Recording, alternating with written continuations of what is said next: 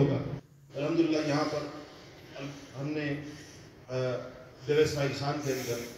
جگہ جگہ سیرت کے حلقے الحمدللہ قائم ہوئے۔ ان سیرت کے حلقوں کا مقصد میں آپ کو بتا دوں کیا ہے۔ ان سیرت النبی صلی اللہ علیہ وسلم کہتے ہیں، نبی کریم صلی اللہ علیہ وسلم کی مبارک زندگی،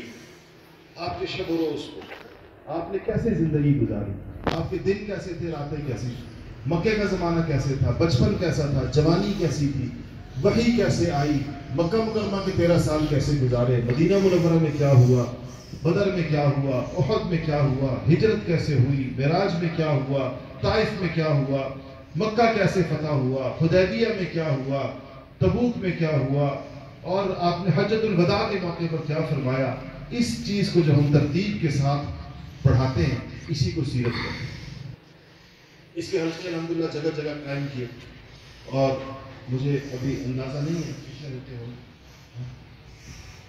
29 حلقے الحمدللہ ڈیرہ اسماعیل خان، اس کے مضافات کے اندر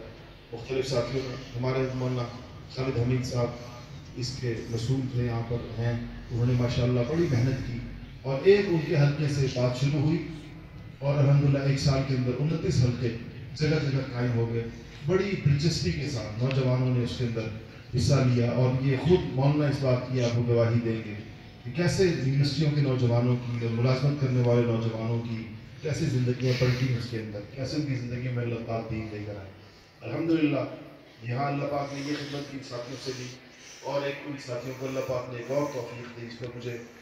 یہ جو میری سمجھیں کہ یہاں آپ کے پاس حاضری ہوئی ہے، یہ ان کا شکریہ ادا کرنے کے لیے، اسی خیال سے کہ پھر یہ سیلاب کا مسئلہ ہے، یہ ہمارے رفقا نے یہاں پر جس طریقے کے ساتھ لوگوں کی خدمت کی، اور جس طریقے کے ساتھ لوگوں تک چیزیں پہنچائیں، پانی کے اندر تیر کر اور راتوں کے اندر